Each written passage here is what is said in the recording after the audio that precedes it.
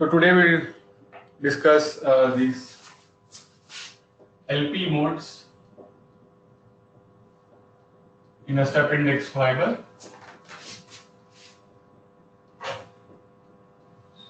Which we introduced last class, right?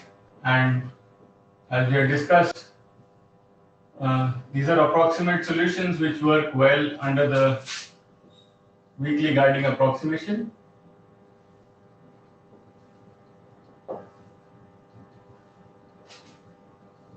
Right, by this we mean that this index contrast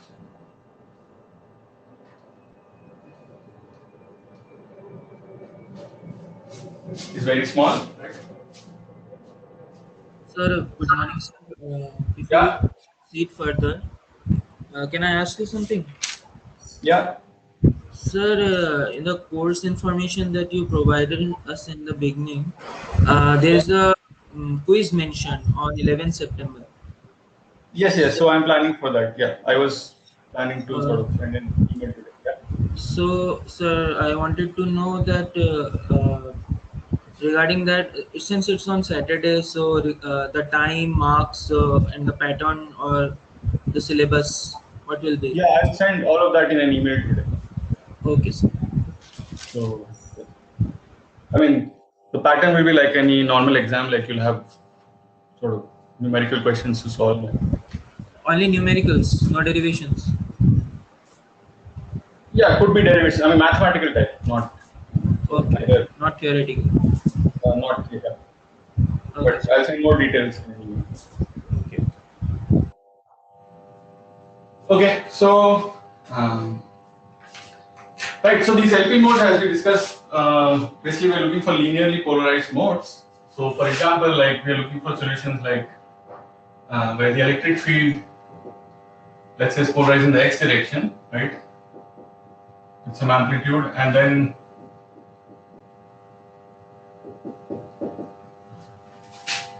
basically the spatial and time dependence that we are taking, right? So this,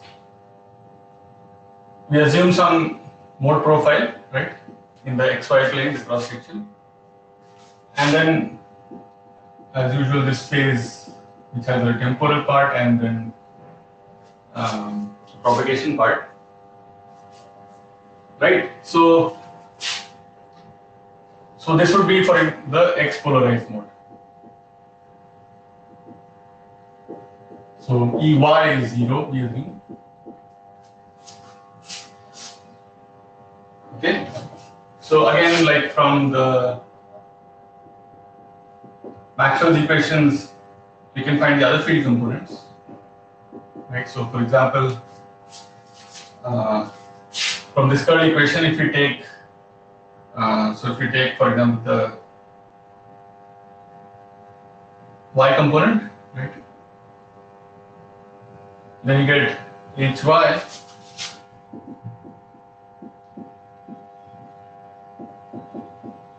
right from ex. So this is ex.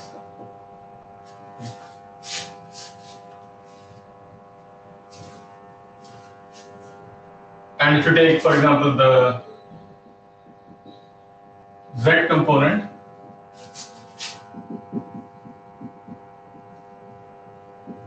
you get that hz is proportional to the derivative of this field profile ex with respect to y. Okay, so remember we are sort of starting from assuming that they're mostly TEM modes, right, where the longitudinal field components are negligible. So basically from our solutions, we'll confirm that this hz that we get, right, has to be much smaller than hy. Right? Only then basically our approximation is valid and the solution will work. Okay. So from the solution we'll see that we'll confirm that this is much less than 1 under this approximation. Okay.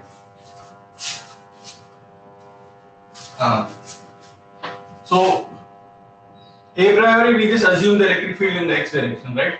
But as a second order correction, we can see, so once we have the field components for H, we can use the other Maxwell equation, right? So del cross H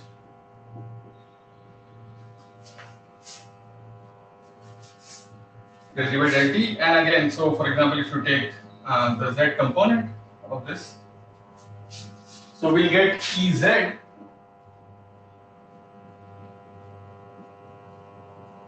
right, as a derivative of Hy in the x direction,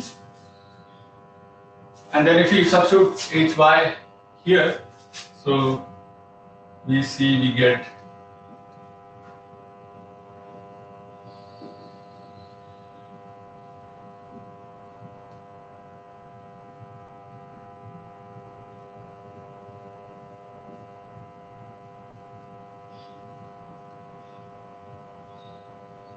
okay, so the longitudinal component of the electric field will be proportional to the derivative of the transverse component, right? Del Ex by del X. Right, and again, if our approximation has to work, it better turn out from the solutions that basically this magnitude is based on.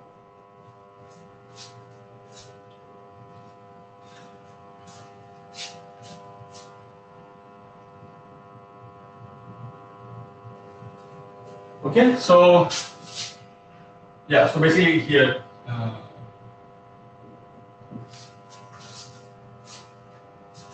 for the X polarized mode, the main field components are Ex and Hy. Right?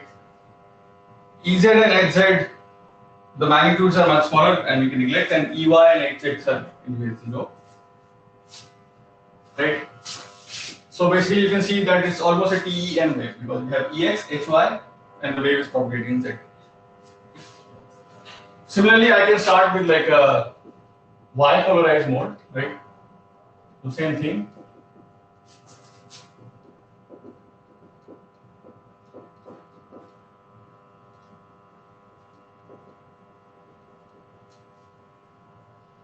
Right? And then again, like so, from the Maxwell equations, you can find. So here now we get an X component for H, right?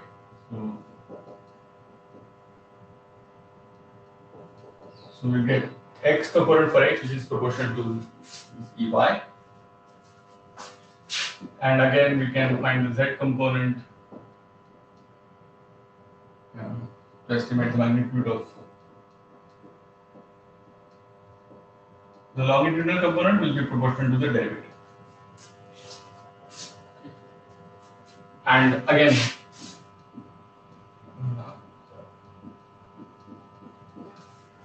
right, so here basically we just replace X with Y, swap X and Y, everything else sort of is equivalent, and so these would be two degenerate modes. Okay, so basically the same mode profile that we solve for would be the same, beta that we get would be the same, right? So the polarization is orthogonal. So these are two degenerate modes under this approximation, of course. And again, we can estimate the longitudinal components for the electric field again.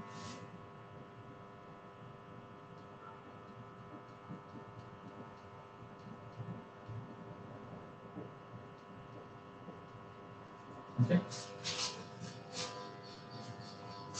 And from the solution we want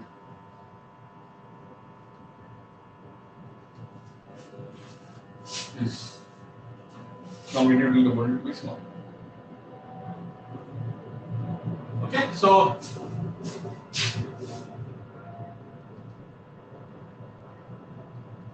you can see that every LP mode will be twofold degenerate, right? You can have either have X polarized mode or Y polarized mode, right? For the same beta. And so basically now our task would be to use the wave equation to find this mode profile psi X of X component. And also find the value for this beta.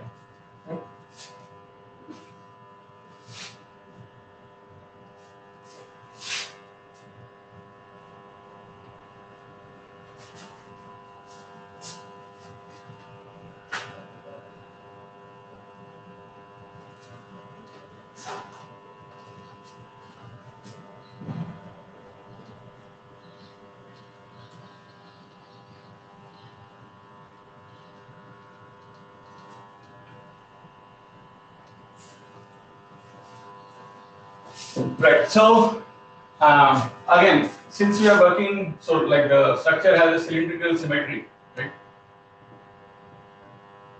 So instead of Cartesian coordinates, to take advantage of the symmetry, what we can do is work in cylindrical coordinates. So basically, we write the mode profile in cylindrical coordinates, like psi of r comma phi.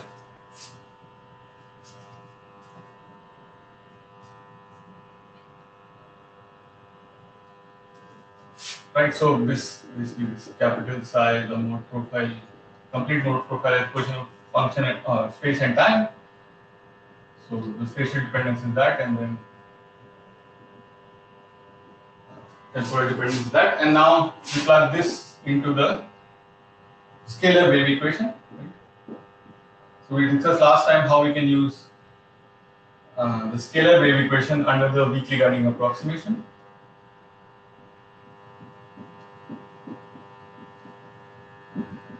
Right? So again, so the time derivative here will just give me a factor of I omega. Right? So here I'll get minus omega square.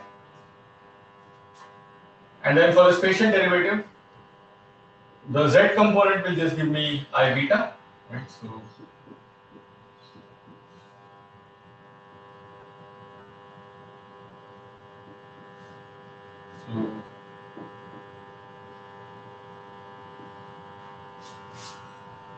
that's the coordinate system, right? So or this we write as r comma phi. So some point here as r and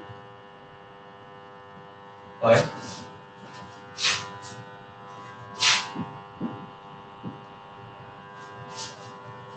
Right. So basically we'll be left with the transverse component of the del square operator here, right, which is r and phi. So cylindrical coordinates, right? So with the transverse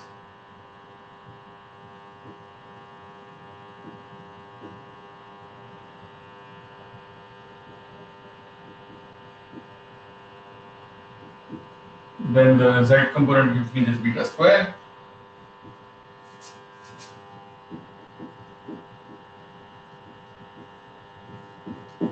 Right? So I end up with this equation. Right, so it's basically the same procedure what we did for planar waveguides, except now we have to evaluate this in cylindrical coordinates instead of Cartesian coordinates. So in cylindrical coordinates, the del square operator is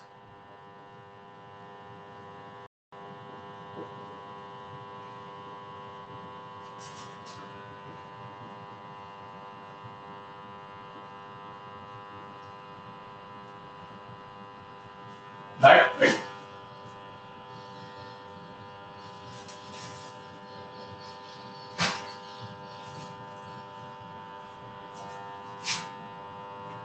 So basically we get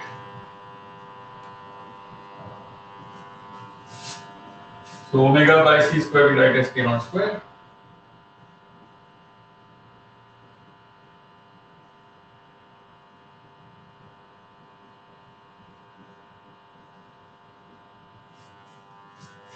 Okay. And again this, so the refractive index profile is, so this has a radius a, then n of r is n1 for r less than m and n2 for r greater than a. Right, so we saw two different equations, one in the core and one in the cladding.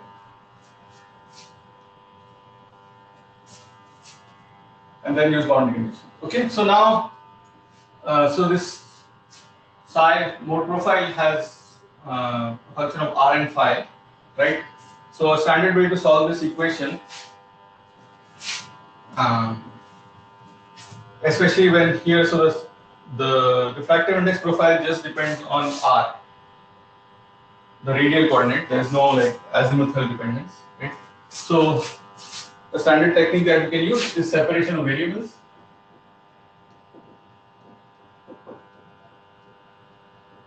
Okay, so basically we write this function of r and phi as a product of a function of r and a function of phi.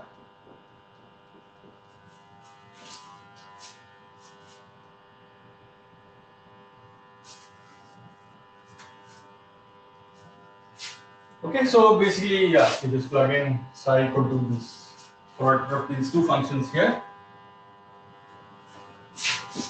and then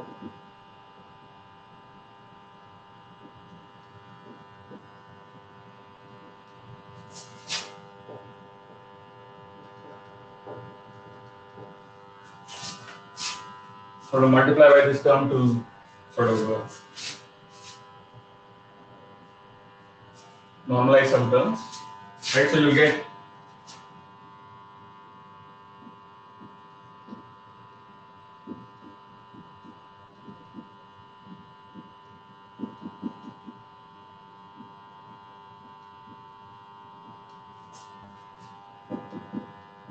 so basically we are doing the separation of variables, right? And we want to decouple r and phi. Basically, that's the purpose of doing this, right? So we'll split this equation into sort of two parts. One will just be r dependent, and one will just be phi dependent.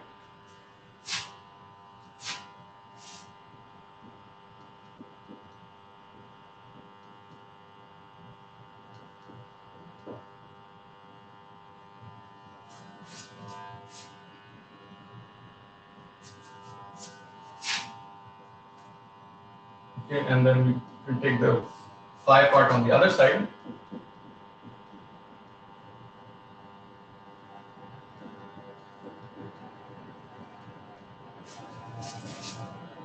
Okay, so we just took this term on the other side.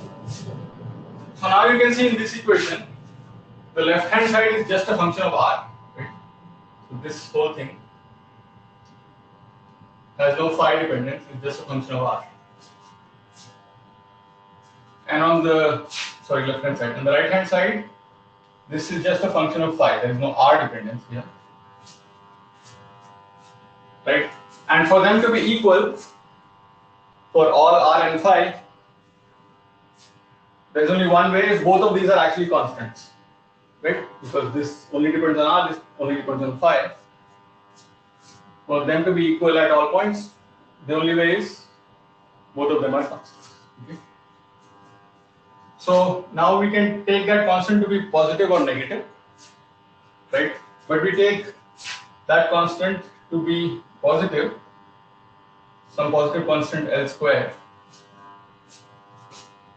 We'll see the reason for that, because basically, so in this azimuthal direction phi, we want a periodic solution, right? Because phi only runs from 0 to 2 pi and then it repeats.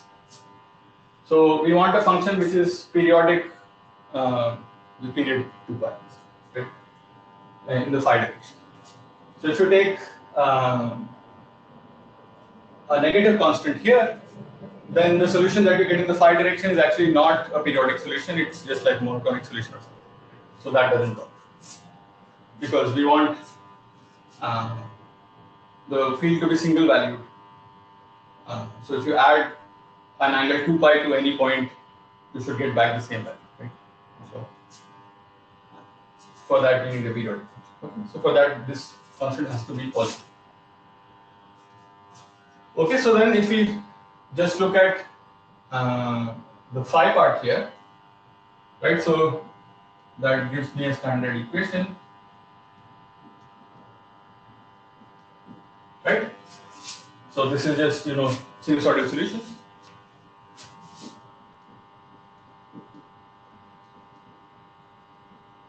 So either cosine L phi or sine L phi solutions, right? And now again we want the mode profile to be single value, which means if I increase the angle by 2 pi, the function should remain the same, right? So the function should be periodic with 2 pi. So you can see from here, then L has to be an integer.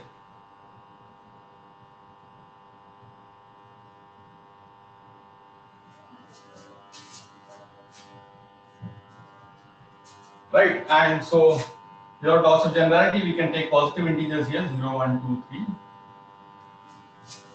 Because you can see the negative integers, because I have an L square here, they actually give me the same mode profile.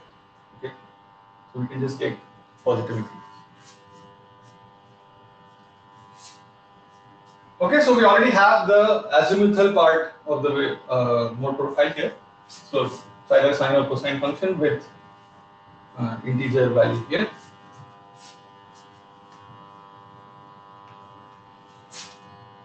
Right, so this gives me an additional degeneracy actually. Okay, so we already started with a two-fold degeneracy for the LP modes, right? Either X polarized or Y polarized. And now the solution can either be cos or sine, right? So that gives me an additional degeneracy. So it actually turns out every LP mode is actually four-fold degenerate, right? So you can have either X or Y and either sine or cosine. So you can have 4 combinations.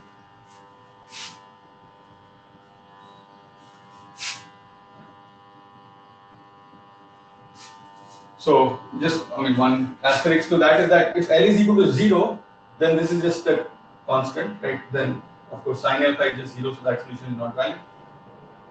So cosine alpha is just a constant. So for L equal to 0, you only have the polarization degeneracy, right? Because there is no phi dependence anymore. So only for L equal to 0, you have two-fold degeneracy, but for L greater than equal to 1, you have four-fold degeneracy. You'll see that in more detail also once you have the notes. Okay, so right. So now basically we need to solve for the radial part.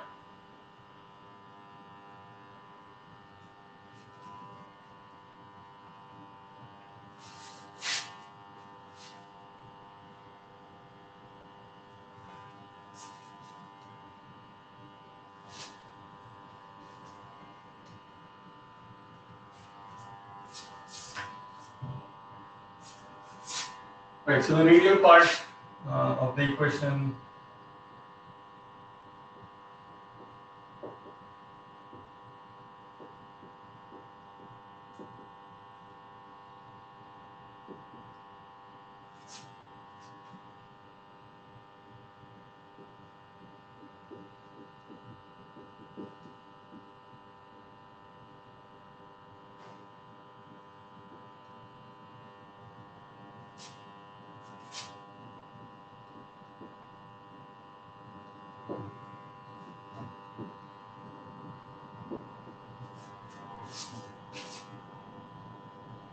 okay.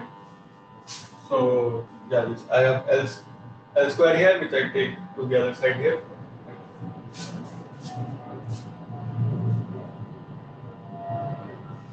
Okay, so now again we'll get two equations, right? So in the core, this will be N1, and then in the cladding it will be N2, right? And again we use the same arguments that we did for example, the planar waveguide, right? So we'll see that basically for guided modes,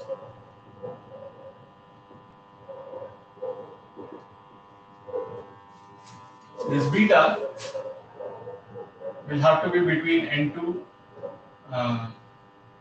or beta by K0 will have to be between, also known as the N effective, right? Has to be between N2 and N1, right? So so in the core, this value will be positive, okay, and we'll get oscillatory solutions in the core.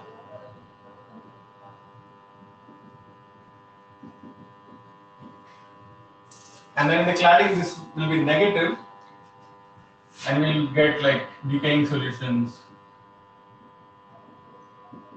in the cladding, right? Which is what we want from a mode.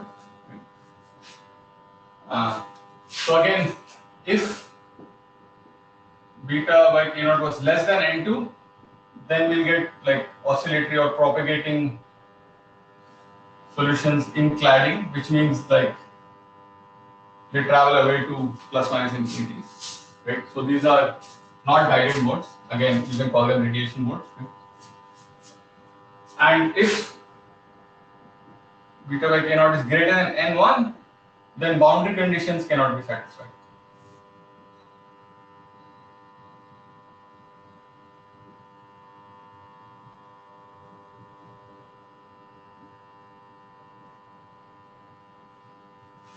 Okay, so that's why it has to be circular, just like for the planar wave.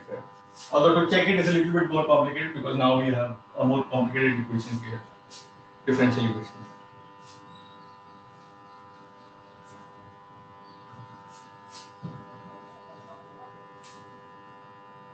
Okay, so basically again, so we can write two equations now. So for this range of beta,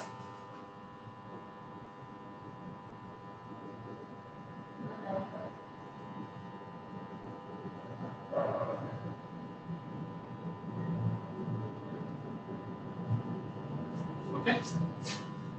So this is in the core. So R less than A.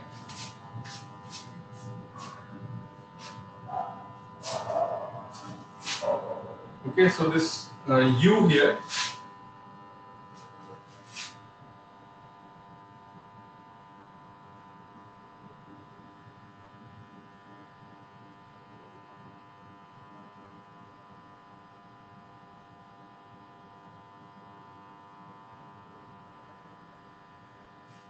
right is similar to this constant kappa that we had for the planar waveguides. So right in the core we had this cosine or sine kappa x solutions, and kappa was square root of k naught n1 square minus beta square. So same thing here. So this U is kappa times A.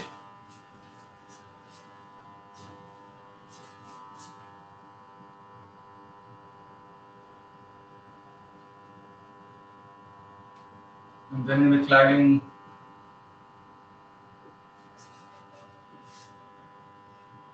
so I have a negative sign because beta is greater than A2.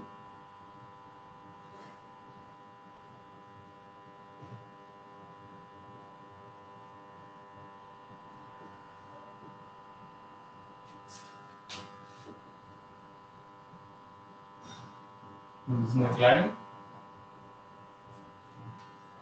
Right, and now W is like the gamma or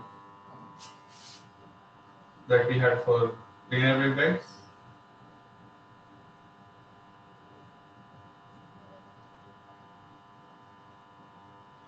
Right, square root of beta square minus k naught n2 square, right, which was gamma.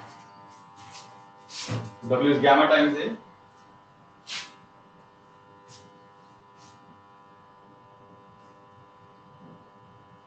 Right, so and now how we define, so this U and V again you can check that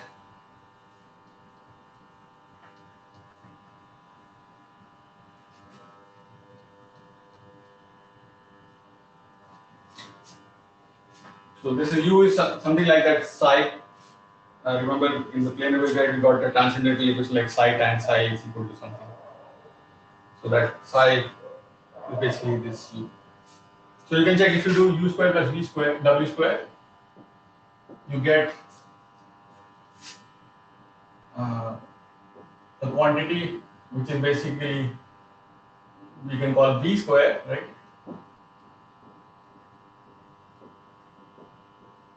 And this V parameter is basically the same as what we had for planar waveguide. Now instead of the thickness, we have the radius.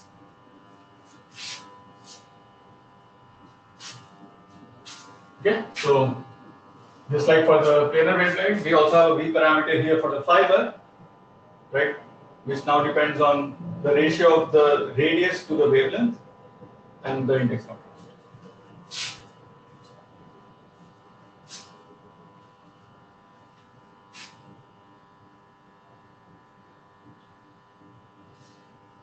Right, so again, this V parameter will sort of determine the properties of the modes, how many modes exist, etc., etc. Right, and this is a normalized parameter. You can see it depends on the ratio of the thickness to the wavelength, so not on the absolute numbers. So you could have different fibers with different properties with the same V number, or right. So basically, these equations now are sort of standard differential equations whose solutions are known, and they are so basically these are Bessel. These differential equations are called Bessel's equations, named after the person Bessel. So sort of mathematics to analyze them. So the solutions are called Bessel functions. Okay. So the solution in the core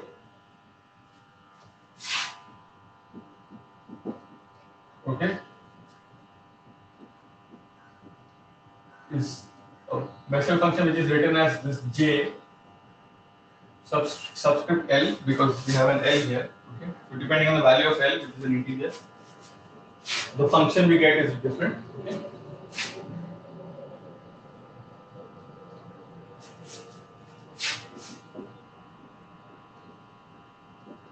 Okay. So this is known as the Bessel function of the first kind, right? So this J denotes Bessel function of. So there are Bessel functions of various kinds. So one way to think of them is they're like basis functions in radial coordinates, just like in like simple Cartesian coordinates or something. You have, for example, sine and cosine functions, right? So you have Fourier series, for example, right, where you can write any function as a series of sines and cosines. So these Bessel functions are the corresponding in radial coordinates. Okay? So there are many types of Bessel functions, and each Bessel function has different orders. Okay? So J denotes the Bessel function of the first kind, and then this is the order is L of Lth order. Okay, and these are oscillatory functions. So Bessel function of first kind are oscillatory functions, just like sine and cosine.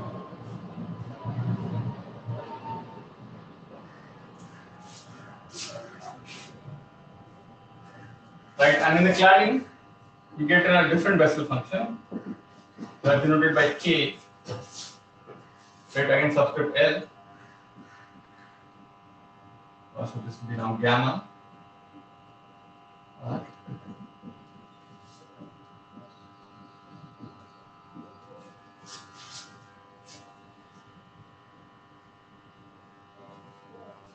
And so now this K is known as the modified Bessel function of the second kind.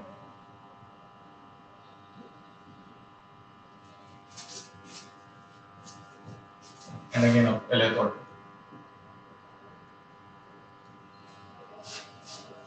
Okay, and this K is a decaying function. It's a monotonic decaying function.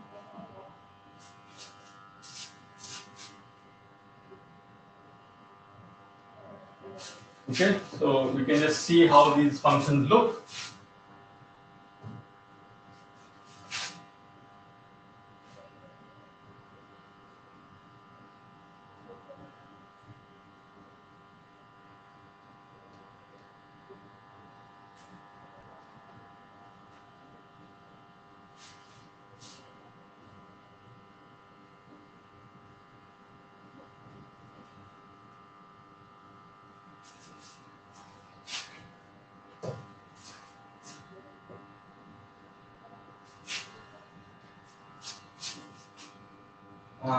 Yes.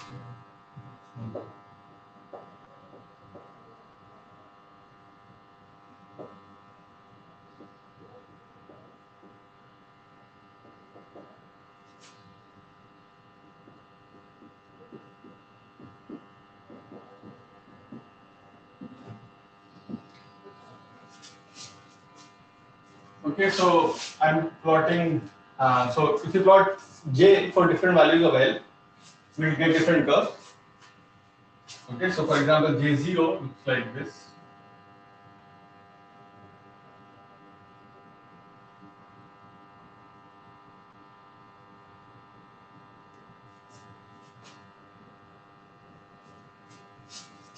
Okay, so this is J0 of X. Okay, so it's oscillatory, but unlike, for example, sines and cosines, they're not periodic. Okay, so the zero crossings are not uh, happening after specific intervals. So it's not periodic, and you can see the amplitude is also sort of decreasing. Okay, it doesn't stay constant like sine or cosine. So it sort of looks like a damped sinusoid. Its amplitude is going down, and it's oscillating. So now if I change L to 1, J1 looks like this.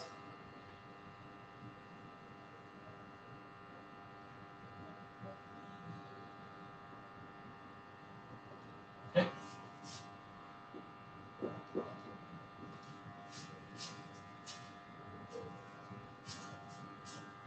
And then if I go to L equal to 2,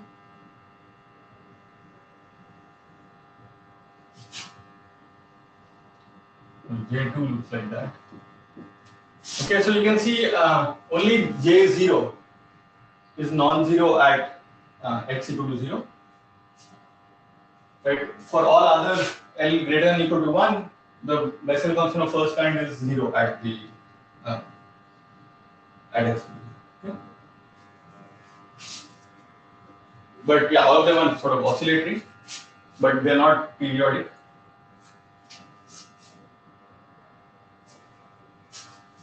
Okay, so if we go to large arguments here, this sort of becomes close to being periodic and with a constant amplitude. So we can take like an asymptotic.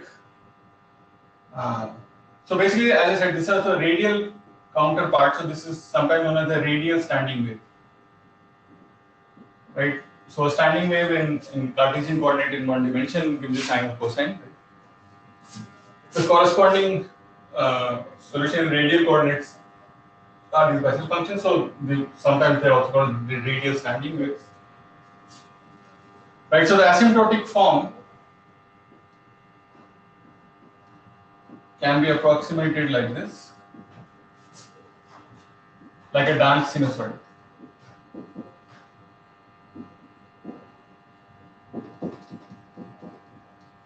Okay. So like a sinusoidal function, but the amplitude is decaying with x, increasing x. Okay, so this asymptotic form is valid for arguments like, let's figure that out. Okay, so similarly, like now if you plot this modified Bessel function, k,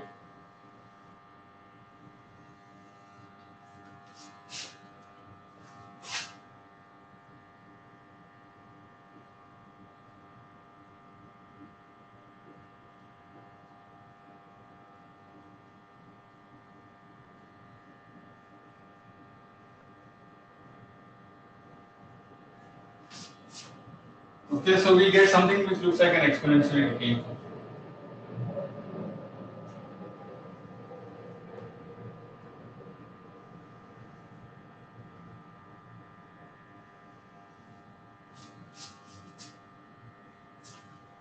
Okay, so this is k0, k1, k2.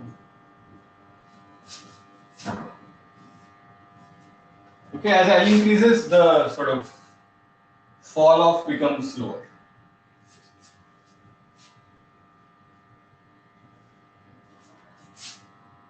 Right, so again, the asymptotic form looks sort of like a exponential decay.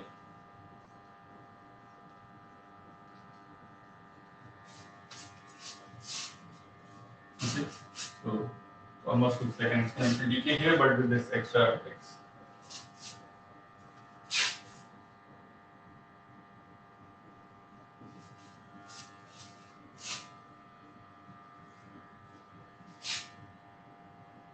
Okay, so yeah, so you can imagine what the mode profile looks like, right? So inside the core, it will have like oscillations like this, and then once it goes into the cladding, then it will just fall off.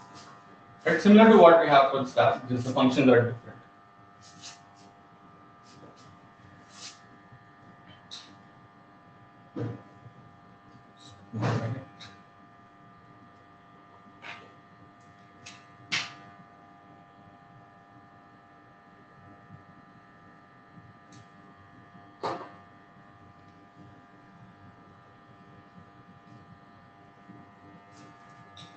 Right, so basically have our solutions, complete solutions now, right? We have the radial part, Bessel functions, and then the azimuthal part are just sine or cosine. We have the complete mode profile.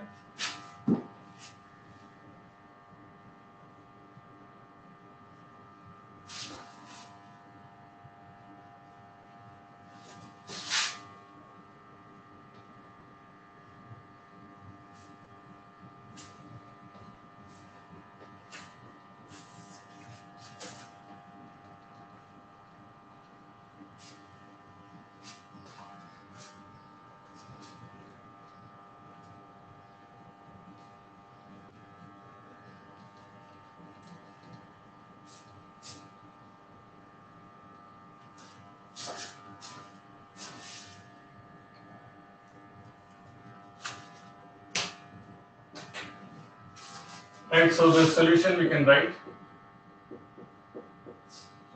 mode profile as function of r and phi. So in the core, they are Bessel functions of the first kind times the cosine or sine function in the azimuthal coordinate,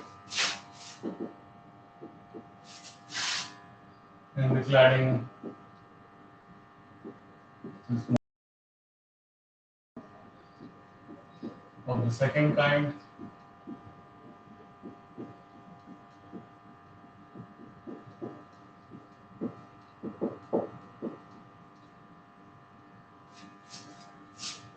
Right, and so the constant here out front, we already defined such that you can see that psi is continuous at r equal to a. Right? So at r equal to a, this will be just dl of u, so that we cancel out with here. The amplitude is a. Similarly, on the cladding side at r equal to a, the amplitude is a. So writing it this way already ensures the continuity of the field at r equal to a.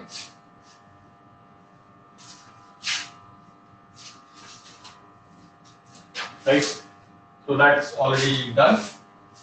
And now to find sort of, so we still need to find what exactly these u and w are, right? Which depends on beta. So we need to find what beta is. So again, we need some kind of equation like this transcendental equation that we got for the stab wave, right? Right. So for that we use the other boundary condition, which is that the derivative of psi, derivative of the mode profile, right? So which is basically, so since we wrote psi as product of a radial part times the azimuthal part, the radial dependence is just this capital R function, right? So the derivative of that has to be continuous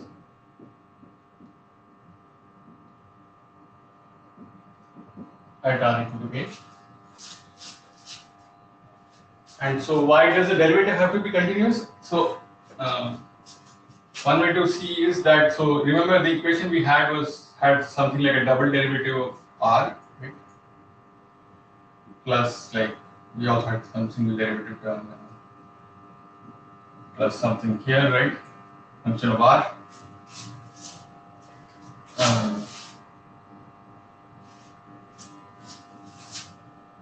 Right, and so here we had some function of so something dependent on the refractive index profile, right?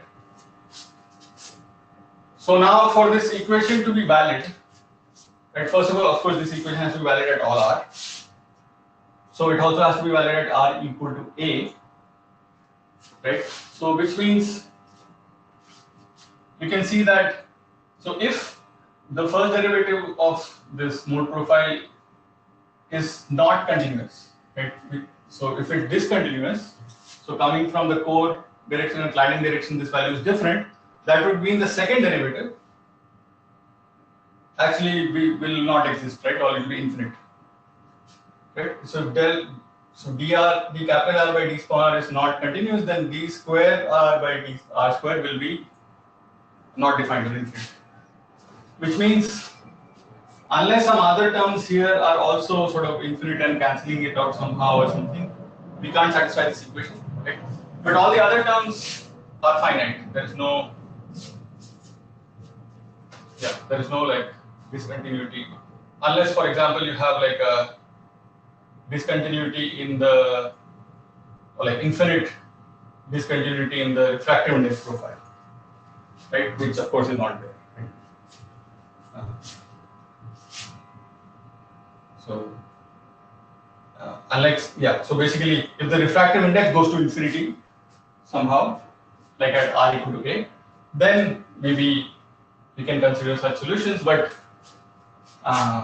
we have only, especially for the fiber, we just have dielectric materials and right. So these are finite values. So this also has to be finite. Second derivative has to be finite, which means first derivative has to be finite. So, for example, one regime where we can consider like solutions which are not, where the first derivative is not continuous. For example, in one region you have metal, right? So let's say you have an ideal conductor. So you know that for an ideal conductor, the field does not penetrate inside, which means like one way to say is that the dielectric constant epsilon is infinite for the conductor, right? Which is one way of saying that this refractive index is infinite for the metal, right? So in that case, so for example, if you had a boundary of a metal on one side and a dielectric on one side, then we know that the solutions that we look for are anyway that the field has to be zero, right? So it's actually the first derivative is discontinuous, like there's some field profile here, but then it goes to zero. But that's because we are forcing the field to go to zero here because epsilon is infinite or refractive index is infinite. Right. So in that case, that's sort of the only situation where this is sort of dielectric. But yeah, when you have all dielectric materials and finite refractive indices, then yeah, so this first derivative has to be continuous.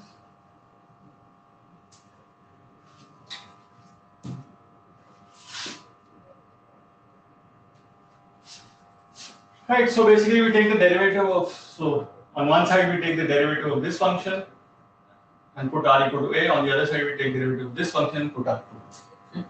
So basically you get this condition.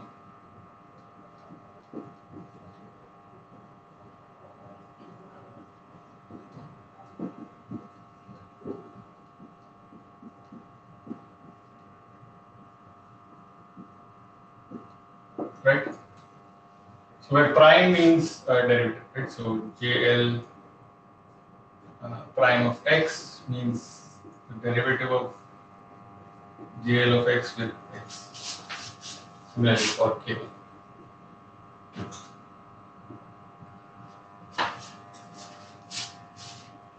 Okay. So you can see now we got some equation, right? So this only depends on beta, all other are constants. This also just depends on beta, everything else is known constants defined by the structure, right? So basically solving this equation can give us a value for the beta, right? So this is basically the equivalent of the transcendental equation in radial coordinates that we get for the fiber.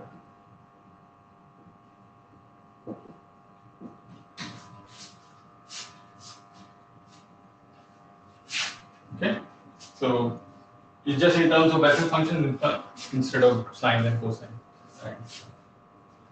Linear functions. Okay, so we can simplify this relation a bit more. Okay, so there are some Bessel identities that one can use.